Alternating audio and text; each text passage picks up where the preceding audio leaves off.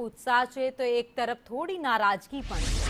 फिर से लीक हो गया है। टेलीग्राम पे प्रोवाइड पहले 1 महीने पहले ही गैस पेपर आ चुके हैं, जिसके अंदर 650 तक के मार्क्स बच्चा अफोर्ड कर मतलब ले सकता है वो पेपर अगर करे तो 120 या 140 के क्वेश्चन जो है वो मैच कर रहे हैं एग्जैक्टली। 410 क्वेश्चन थे, उसके अंदर 120 या 40 क्वेश्चन बिल्कुल एग्जैक्टली मैच कर रहे हैं, तो वो पढ़ ले तो आसानी से वो ये कि एनटीए को बदला जाए। एनटीए नहीं कर पा रही है, एग्ज़ाम क्लियरली नहीं करवा पा रही है, हर बार ही लीक करवा देती है।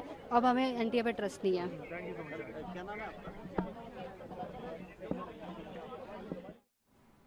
तो पेपर લીકની ઘટના બાદ અનેક જગ્યાએથી દેશભરમાંથી પ્રતિક્રિયાઓ આવી રહી છે। વિદ્યાર્થીઓ પોતાની પ્રતિક્રિયા આપી રહ્યા છે।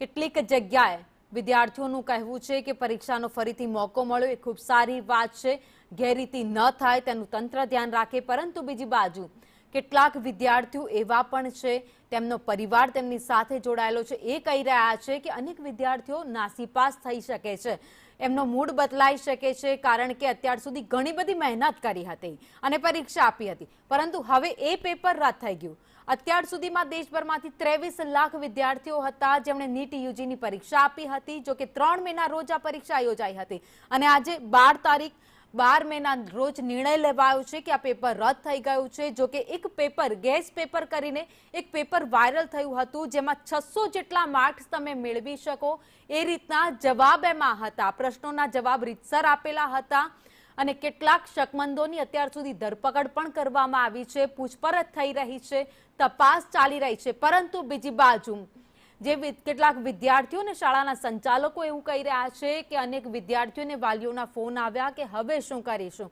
કેવી રીતે તૈયારી કરીશું, કારણ કે આમાં તો ફરીથી એકડો ઘૂંટવો પડે એવી પરિસ્થિતિનું નિર્માણ થયું છે।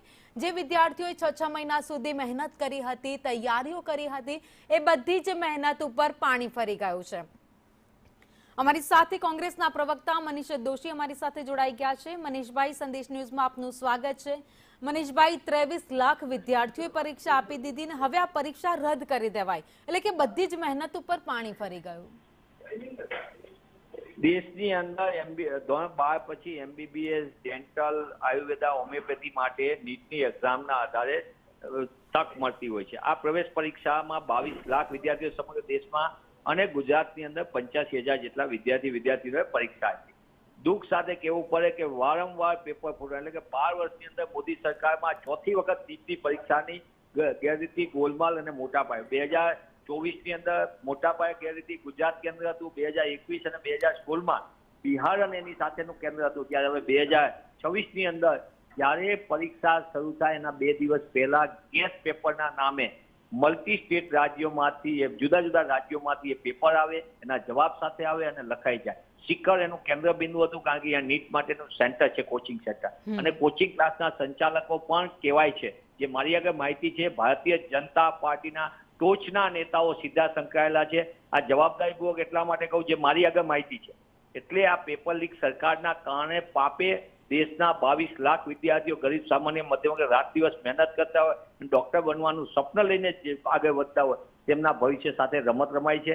તે સમયે નેશનલ ટેસ્ટિંગ એજન્સીના વડા અમે કીધું હતું કે આ કૌભાંડનો કેન્દ્ર બિંદુ નેશનલ ટેસ્ટિંગ એજન્સી છે 2024માં, પણ નેશનલ ટેસ્ટિંગ એજન્સીના વડાને સરકારે ક્લીન ચીટ આપી, એટલું જ નહીં, ઉલટાનું તપાસ પણ એમને સોંપાણી, એટલે આજ દિન સુધી એમાં કાંઈ થયું નહીં। ફરી એકવાર નેશનલ ટેસ્ટિંગ એજન્સીના ચેરમેનની સીધી જવાબદારી બને છે, પણ દુઃખ સાથે કહેવું પડે મોદી સરકારની એવી તો કઈ મજબૂરી છે કે એનટીએના ચેરમેનને બચાવવામાં આવી રહ્યા છે, એના કઈ રીતે શા માટે બચાવવામાં આવે છે, ભવિષ્ય સાથે જે ચેડા થઈ રહ્યા છે, ત્યારે કોંગ્રેસ પક્ષ એ જવાબદારી સાથે પૂછી રહ્યું છે કે મોદી સરકાર આ પેપર લીક માફિયાઓને કેમ સાચવી રહી છે। મોદી સરકાર દેશના લાખો વિદ્યાર્થીઓને ક્યારે ન્યાય આપશે? મોદી સરકાર નેશનલ ટેસ્ટિંગ એજન્સીની જવાબદારી ક્યારે નક્કી કરશે? મોદી સરકાર આ જે કૌભાંડમાં છે, પેપર લીક માફિયાઓ છે, એની સામે ક્યારે પગલાં લેશે? અને આ પેપર લીક માફિયાઓ અને એનટીએની સાંઠગાંઠ શું છે એની તપાસ ક્યારે કરશે? આ પ્રશ્ન કોંગ્રેસ પક્ષના અમારા નેતા, લોકસભામાં પ્રતિપક્ષના નેતા રાહુલજીએ દેશના 22 લાખ યુવાન વિદ્યાર્થીનીઓ માટે આ પ્રશ્ન પૂછ્યો હતો। પ્રિયંકાજી ગાંધીએ પણ વિદ્યાર્થીઓની ચિંતામાં સમગ્ર દેશમાં કૌભાંડીઓને બચાવવાના ખેલ કરનારાઓ ઉપર આ પગલાં ભરવા જોઈએ તેવી માંગ કરી હતી। ત્યારે આજે સરકારને જ્યારે કૌભાંડ સમગ્ર ખુલ્લું પડી ગયું છે અને 40 લાખથી લઈને 70 લાખ રૂપિયા જે ખેલ ચાલતો હતો આખા કૌભાંડનો, એનો પર્દાફાશ થયો ત્યારે કોંગ્રેસ પક્ષ તરીકે અમે પુનઃ માંગ કરીએ છીએ કે દેશના વિદ્યાર્થીઓ અને ભાવિ તબીબોની ભવિષ્ય સાથે ચેડા કરવાનું, રમત રમવાનું સરકાર બંધ કરે અને કૌભાંડમાં જે કોઈ તાર છે, જ્યાં જ્યાં ભ્રષ્ટાચારના ખેલ છે, પેપર લીક માફિયાઓની સરગના છે, એની ઉપર કડકમાં કડક પગલાં ભરવામાં આવે. આભાર, આપ અમારી સાથે જોડાયા. તો 10 મેના રોજ રાજસ્થાન સ્પેશિયલ ઓપરેશન ગ્રુપ એટલે કે એસઓજીએ ઇન્ટેલ ઇનપુટ પર કાર્યવાહી કરતા દેહરાદૂન, સીકર અને ઝુંઝુનમાંથી 13 શકમંદોની અટકાયત કરી હતી. તેમની પૂછપરછ આ મામલે અત્યારે ચાલી રહી છે. વડોદરાથી અત્યારે કૃણાલ શર્મા અમારી સાથે લાઈવ જોડાઈ ગયા છે.